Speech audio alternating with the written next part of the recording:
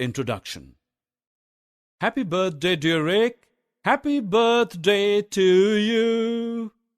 Happy birthday to you. Happy birthday to you.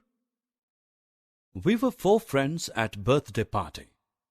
Rick had cut the cake in 4 equal pieces, and each of us got 1 piece. Do you know, this reminds me of fractions. Want to know more? Join me to wade through the world of fractions. Objectives.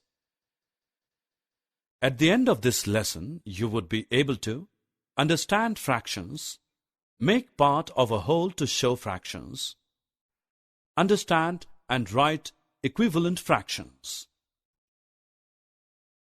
You just saw we had 4 pieces of a cake. I ate 1 out of 4.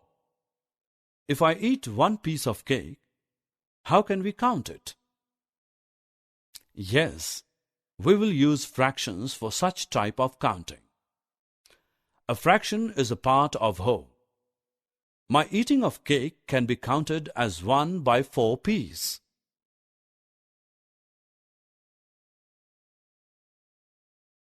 Wow, pizza! I like pizza very much. I like it too. Can you share this pizza with me? Yeah, sure. Let's divide the pizza into 2 equal pieces.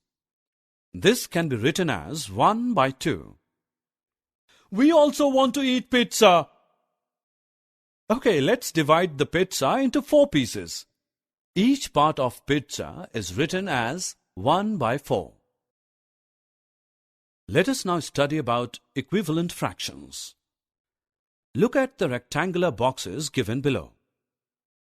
In the first figure, 2 by 4 boxes are blue, while in the second figure, 4 by 8 boxes are blue. Observe carefully. The blue-colored parts of both the boxes are same. This means 2 by 4 must be same as 4 by 8. So, 2 by 4 and 4 by 8 are equivalent fractions.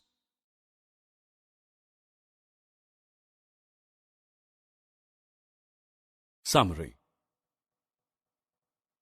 Let us summarize what we have learned. Fractions are part of the whole. Equivalent fractions have same value even though they appear different.